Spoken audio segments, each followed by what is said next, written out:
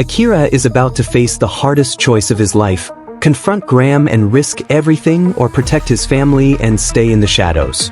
What will he choose?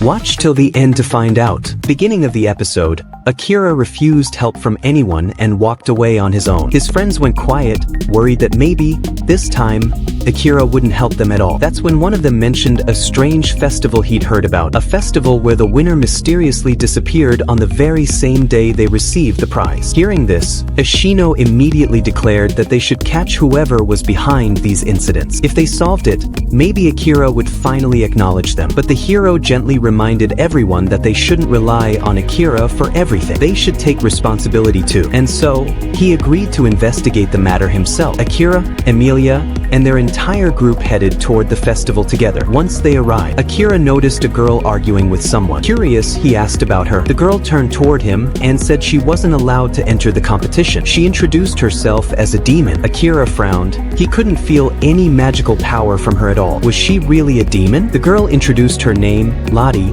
and casually placed a hand on Akira's shoulder, telling him she wanted to enter the contest too. Amelia instantly became jealous. Lottie then pulled Akira toward the registration area. When the officials asked for her identification, she simply handed over a silver badge, proving her identity without any trouble. Right after that, Amelia wrapped her arms around Akira and whispered, "When I'm around, you shouldn't be looking at any other girl." Akira nervously denied having done anything wrong. But as soon as Amelia's own name was registered, Lottie started arguing again. Why was she the only one not allowed to enter? Amelia, annoyed, walked away angrily. Akira followed her and asked what was wrong. Amelia said she didn't mind Lottie, but she didn't want Akira getting close to her. Akira gently promised he wouldn't. With that, they finally registered Lottie, and Akira agreed to take responsibility if anything happened. Lottie happily thanked him. Later, she noticed Knight and greeted her like an old friend. Akira looked at both of them and muttered, "You two demons?" Knight simply replied she would explain later. Soon after, Lottie told everyone there was plenty of time before the competition started and suggested they enjoy the festival. She moved into the crowd, asking people to vote for her. When a boy approached, she even drew a mark on his forehead, announcing that he was her biggest supporter. A crowd gathered instantly. Akira sighed. "She really is demanding." Knight chuckled. "She's always like that." Amelia added, "Demon or not, she doesn't seem dangerous." Meanwhile, Akira noticed two girls staring at him before running away. He wondered why they were acting strange. The crow explained that after Akira saved the entire town from the dragon and its master, people began to see him differently, almost like someone special. At that moment, the group leader handed Akira a yellow badge, saying the Adventurer Guild had forgotten to give it earlier. Amelia explained that silver was common, but gold was extremely rare, and her sister was one of the few who carried it. Kyra was shocked to learn just how powerful Amelia's sister truly was. Akira's friends proudly announced that they also carried yellow badges. They promised that if Akira ever needed help, they would stand with him. Then they left. Amir invited Amelia to eat with them, and she happily agreed. Akita asked Knight to watch over her, and Knight followed, finding everyone laughing and enjoying the festival. Then she quietly approached Crow. She guessed he wasn't the kind of person who enjoyed festivals. Crow then asked Akira if he knew about his sister. Akira nodded. Crow revealed that he still hadn't avenged his sister's death, not because he didn't want to, and not because too much time had passed, but because the one responsible lived among extremely powerful people. Crow had lost much of his strength, and defeating them would be difficult. When Crow mentioned the name Graham Crystal, Akira suddenly remembered. It was the same name used by the person who had attacked him. Akira confirmed the attack. Crow explained what happened and revealed Graham's ability. He could check anyone's information or status. Akira realized it was true. Graham must have checked Amelia's details before targeting them. Crow also lifted a familiar crystal, explaining that it allowed him to sense danger around Akira and the others.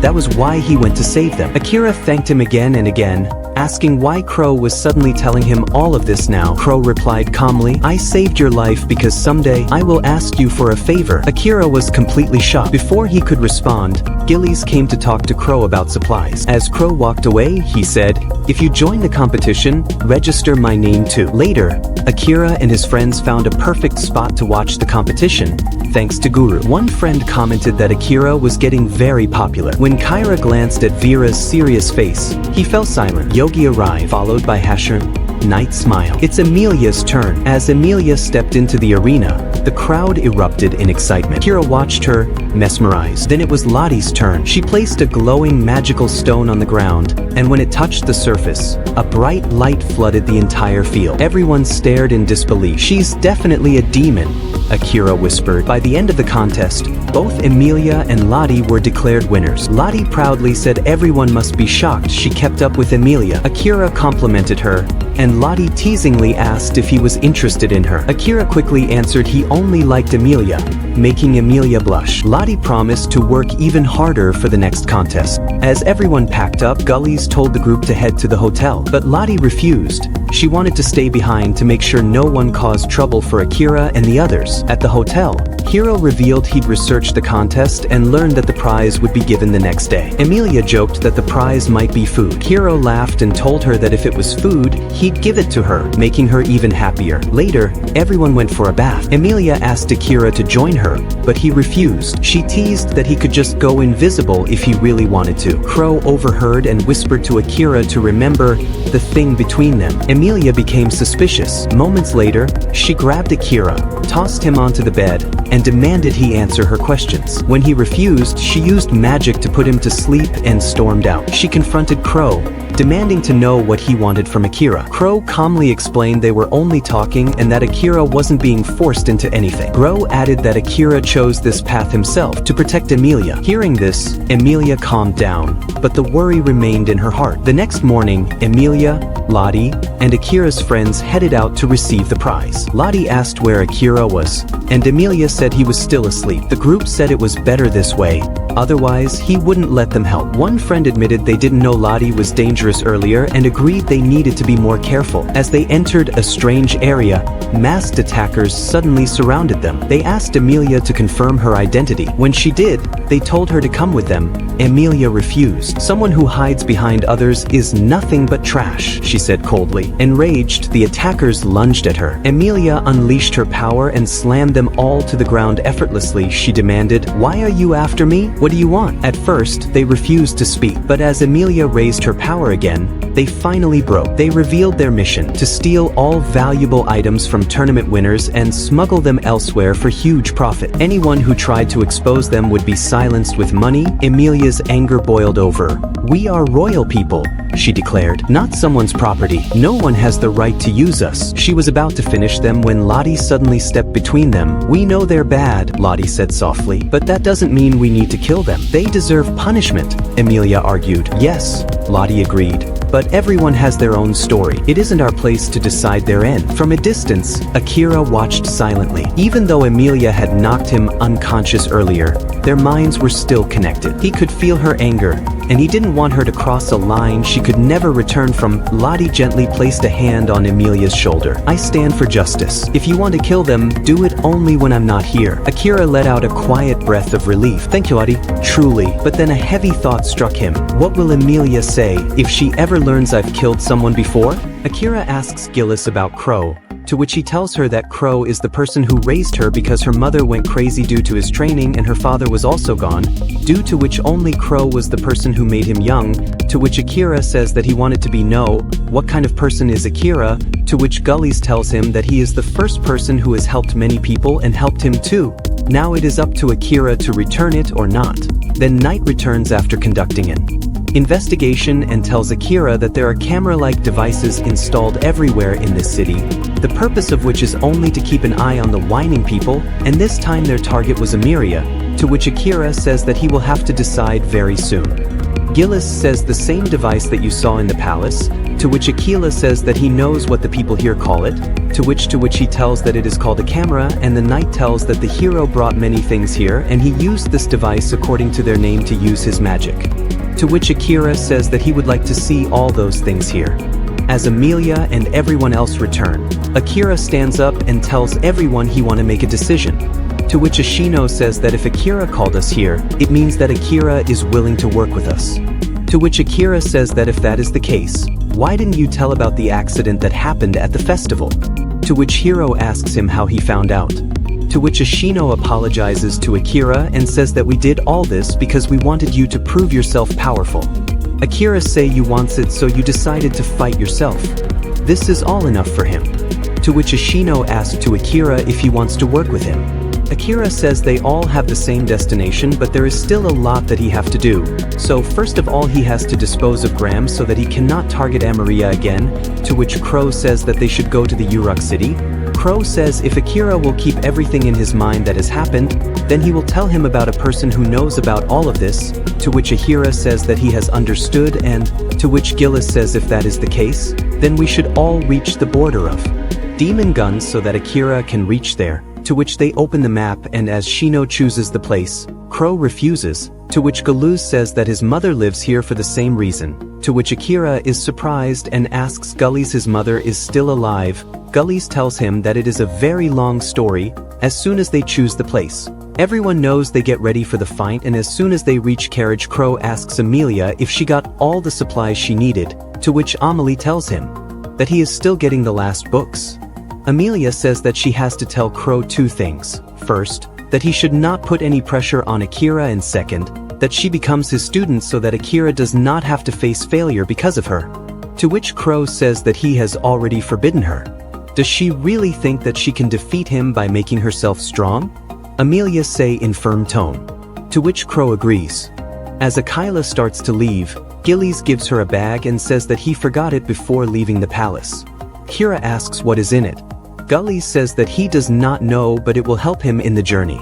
Shino tells Akira that they will all meet him there in the demon realm, and says that before reaching that don't die. On which Akira also says the same thing, and Hiro tells everyone about walking. Amelia gets tired after training for 3 days, on which the Crow tells her to rest, so she falls asleep there.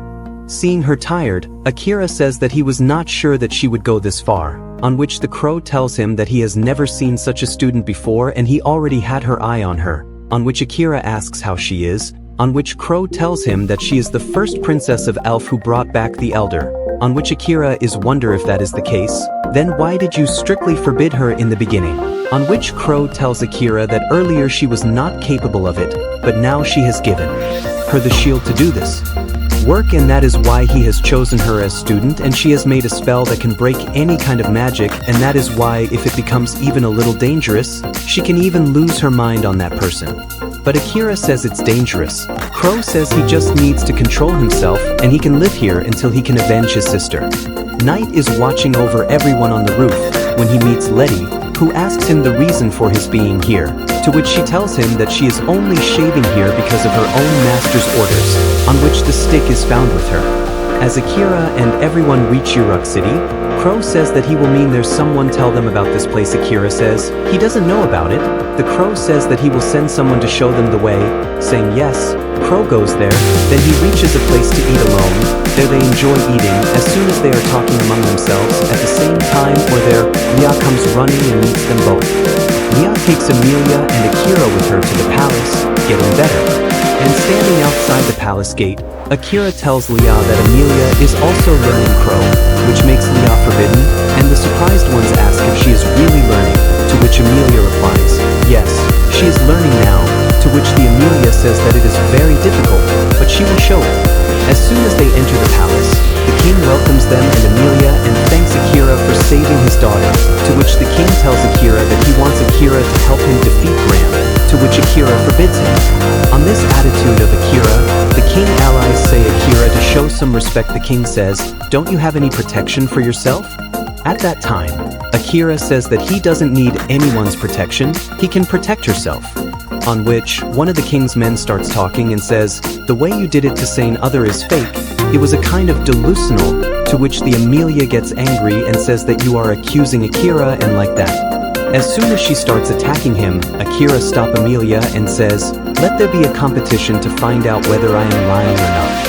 To which the man tells the king about a fight, to which the king agrees. As soon as the two meet, the Akira gives his swords to Amelia and tells her to hold them. The man says, do you think you can move me without a weapon? To which Akira says that he will defeat him on his own. Hearing this, he gets angry and runs away and attacks Akira. As soon as he attacks him, smoke spreads around him, which makes everyone happy. But Akira removes the smoke and attacks him from his weapon. Suddenly, there is an explosion, and as soon as the weapon falls down with him, Akira's sword is on the man's neck, to which Akira says that he has won. Amelia comes toward the king. She says that he doesn't need to tell Akira what to do and what not to do, to which the king says that it is strange that being an elf princess, it is strange to love a human being, despite the fact that she knows that a human life is not that long. He says this and leaves from there. Akira and Amelia are at the boat, to which Akira asks her what happened. Amelia tells her that he is a very good fighter. He falls happy and doesn't want everyone to think that Amelia is with a liar. She thanks Akira for what he has done, to which Akira says that she is the first one who chose to be with him and leave her family. To which Amelia looks at Akira and hugs him and says that she loves him and she will die with him if he dies. After that, they reach a hotel. He doesn't need any kind of money because the owner here is already submerged under his many favors. So to which the Amelia keep coming out that the bed is too big, people can stay. This is what their faith takes out his book, to which Crow says, and seeing this verse of his, he remembers a person who never missed any opportunity to study and he was very advanced in magic and studies, to which Akira asks his name, to which he tells his name. Akira is surprised to hear this. Crow says that he to live in the place of the Gillis, where he used to live. King called you when he was alive, to which he asks Akira that he knows who killed him, to which Akira says that he knows who was killed by a secret servant of the king, whose name was Night Revan, to which the Crow says that that person was also bought from Graham, and if the Saran was alive at that time, explained that it was almost a strange blessing. Akira's next target happened to be the same person Karu had originally asked her to kill. Amelia Hope sighed, saying she had already sensed this would happen. Crow looked at her sharply. So you already feared this man, yet you never thought to step back? Amelia immediately asked Karu to withdraw the request he had given to Akira, but Crow refused. He said he would provide Akira with crucial information about the demon only after she completed his request. He also added that he wouldn't take payment from her small profile and reminded everyone about the ring he had given Akira, something Akira had still not returned, even though it was the reason he was alive. Crow added that Akira couldn't keep Amelia safe on Demon Road any longer. Hearing this, Amelia began sobbing in anger. Akira held her back and told her that the people of K-Gram had already killed the Saran and now targeting Amelia. He didn't want her getting hurt. Amelia finally fell silent. Akira immediately decided that Graham must be killed.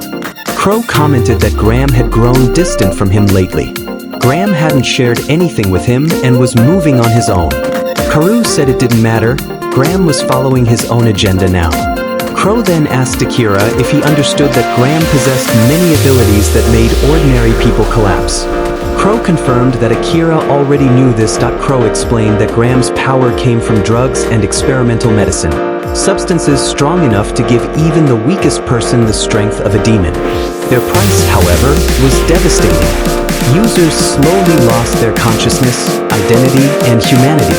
Because of these drugs, Graham had enslaved countless people and built an army that obeyed only him.